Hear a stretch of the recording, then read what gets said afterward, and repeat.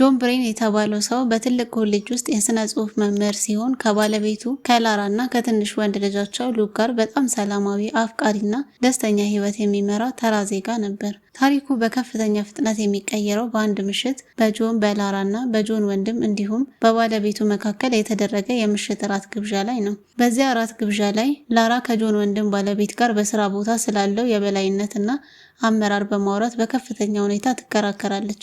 ላራ በጣም ጠንካራ፣ ንቁና አንዳንድ ጊዜ ቁጣዋ ፈጣን የሆነ ሴት ነበረች። ከእራት በኋላ ወደ ቤታቸው ተመልሰው በሰላም ያድራሉ። በማግስቱ ጠዋት ቤታቸው በሰላማዊ ሁኔታ ውስጥ እያለ በድንገተኛ የከተማው ፖሊሶችና መርማሪዎች በኃይል በሩን ሰብረው ወደ ውስጥ ይገባሉ።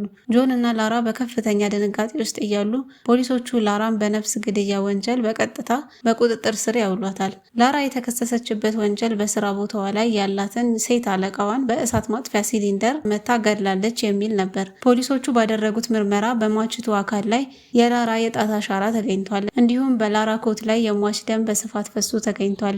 ይባስ ብሎ ደግሞ ግድያው በተፈጸመበት ቅጽበት አንድ የዓይን እማኝ ላራ ከግድያ ቦታው በከፍተኛ ፍጥነት በመኪና ስታመልጥ ማየቱን ለፖሊስ ቃል ሰጥቷል። ላራ ፍጹም ንጹህ መሆኗንና ግድያው በተፈጸመበት የመኪና ማቆሚያ ቦታ ላይ ከአንድ ሰው ጋር በአጋጣሚ ብቻ እንደተጋጨች ብትናገርም ማስረጃዎቹ ሁሉ በእርሷ ላይ ስለነበሩ ፍርድ ቤት ጥፋተኛ አድርጎ የዕድሜ ልክ እስራት ይፈርድባታል። ከዚህ አስፈሪ ፍርድ በኋላ 3 ዓመታት ሙሉ ያልፋሉ። በእነዚህ 3 ዓመታት ውስጥ ጆን ብሬን የባለቤቱን ንጽህና በማመን የህግ ጠበቃዎችን በመቅጠር ይግባኝ ለማለት ደጋግሞ ይሞክራል። ጆን ልጁን ሉክን ብቻውን እያሳደገ በየሳምንቱ ባለቤቱን እስር ቤት እየጠየቀ ሙሉ ህይወቱን እና ገንዘቡን የህግ ውጊያ ላይ ያውላል። ነገር ግን የመጨረሻው የይግባኝ ጥያቄ በፍርድ ቤት ውድቅ ይደረጋል። ጠበቃቸው ለጆን በግልጽ እንደነገረው በህግ በኩል ላራን ከእስር ቤት የሚያስወጣት ምንም አይነት ተስፋ ወይም ቀዳዳ ጨርሶ አልነበረም።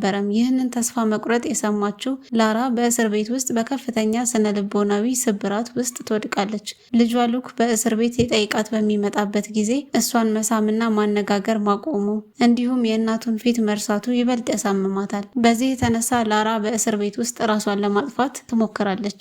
ጆን ባለቤቱ ልትሞት እንደደረሰችና በህግ በኩል ምንም ተስፋ እንደሌለ ሲረዳ ፍጹም አደገኛና ያልተለመደ ውሳኔ ይወስናል። እሱም ባለቤቱን ከከፍተኛ ጥበቃ የሚደረግበት እስር ቤት በኃይል ሰብሮ ለማስመለጥ ይወስናል። ጆን ተራ መምህር በመሆኑ ስለ ወንጀል፣ ስለ ጦር መሳሪያ ወይም ስለ ማምለጫ መንገዶች ምንም አይነት እውቀት አልነበረውም። ስለዚህ በመጀመሪያ ስለ እስር ቤት አወቃቀርና ስለ ማምለጥ ስልቶች በጥልቅ ማጥናት ይጀምራል። በዚህ መሃል ዳሞን ፔጊን የተባለ የቀድሞ እስረኛና 7 ጊዜ የተለያዩ እስር ቤቶችን በማምለጥ ታዋቂ የሆነ ሰው መጽሐፍ ያነባል። ጆን ይህንን ሰው በሚስጥር ፈልጎ ያገኘዋል። ዳሞን ለጆን እንደነገረው ከማንኛውም እስር ቤት ማምለጥ ይቻላል፣ ነገር ግን ትልቁ ፈተና ካመለጡ በኋላ በከተማው ፖሊሶች ሳይያዙ መውጣት ነው ይለዋል። ፖሊሶች ማምለጥ መፈጸሙን ሲረዱ በ15 ደቂቃ ውስጥ የእስር ቤቱን ዙሪያ፣ በ30 ደቂቃ ውስጥ የከተማውን መውጫ፣ በ45 ደቂቃ ውስጥ ደግሞ የክልሉን ባቡር ጣቢያዎችና አየር ማረፊያዎች በሙሉ እንደሚዘጉ ይነግረዋል። ስለዚህ ካመለጡ በኋላ በፍጥነት ሰነዶችን ቀይሮ ከሀገር መውጣት እንዳለበት ያስጠነቅቀዋል። ጆን ማምለጫውን ተግባራዊ ለማድረግ በመጀመሪያ የሐሰት መታወቂያ፣ የሐሰት ፓስፖርት፣ የሐሰት መንጃ ፈቃድ የሚያዘጋጅለት ሰው መፈለግ ይጀምራል።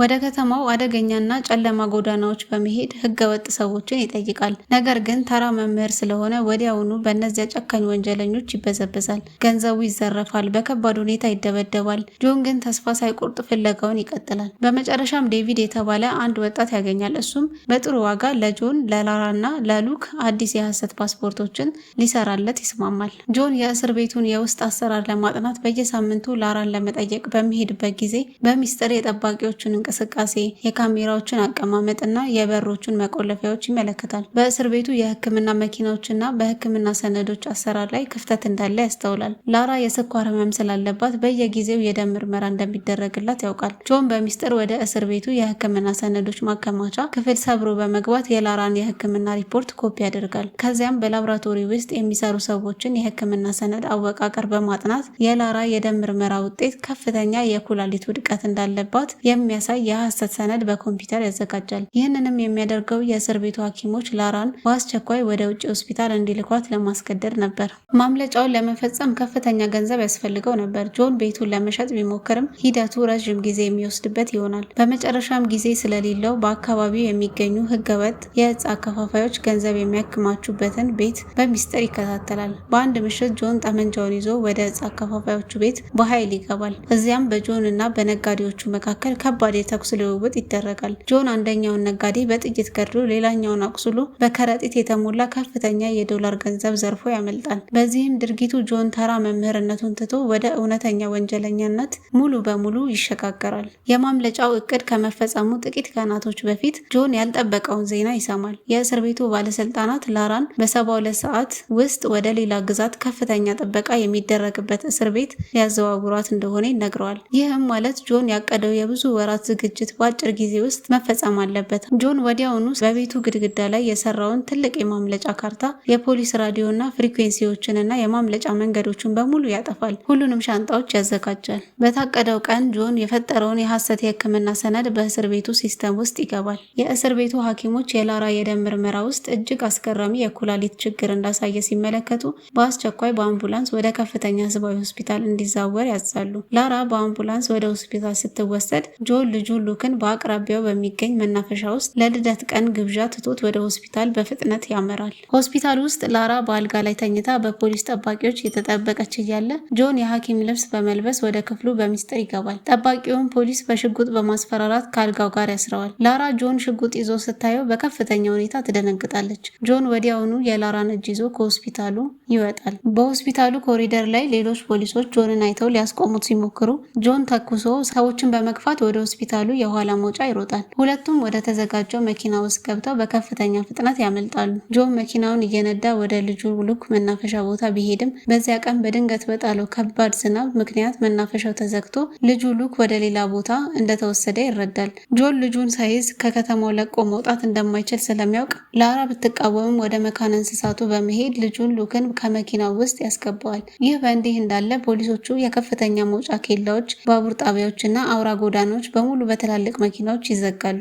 ጆን ወደ አውራ ጎዳናው ሲቀረብ ፖሊሶች መኪናውን ሙሉ በሙሉ አንድ በአንድ እየፈተሹ እንደሆነ ይመለከታል። ጆን ፖሊሶችን ለማታለል በአውራ ጎዳናው ዳር ቆመው ወደ ሌላ ከተማ ለመሄድ መኪና የሚጠብቁ አንድ አሮጊት ባልና ሚስትን በመኪናው ውስጥ ያስገባቸዋል። መኪናው ውስጥም 5 ሰዎች ጆን፣ ላራ፣ ሉክ እና 2 አሮጊቶች ሲሆኑ ፖሊሶቹ የሚፈልጉት አንድ በአንድ አንድ ሴት፣ አንድ ህፃን ብቻ የያዘ መኪና ስለነበር የጆንን መኪና ሳያቆሙ በነፃ እንዲያልፉ ይፈቅዱለታል። ጆን አሮጊቶቹን ባቡር ጣቢያ ካወረዳቸው በኋላ ወደ ፒትስበርግ አየር ማረፊያ ያመራል። ፖሊሶች የጆንን ቤት ፍርስራሽ ሲመረመሩ ጆን ሆን ብሎ ጥሎት የሄደው የአንድ የተወሰነ ከተማ የባቡር ትኬት ቁራጭ ያገኛሉ። መርማሪ ክሊን ጆን በባቡር ወደ ካናዳ ሊያመልጥ ነው በሚል የፖሊስ ኃይሉን በሙሉ ወደ ባቡር ጣቢያ ትልካለች። ነገር ግን ይህ የጆን ታላቅ ማታለያ ስልት ነበር። ጆን እና ቤተሰቡ በአየር ማረፊያ ውስጥ ሆነው ወደ ካራካስ ቬንዙዌላ የሚወስደውን የአውሮፕላን ትኬት ቆርጠው የፓስፖርት መቆጣጠሪያ ክፍል ይደርሳሉ። ፖሊሶቹ በስተመጨረሻ መታለላቸውን ተረድተው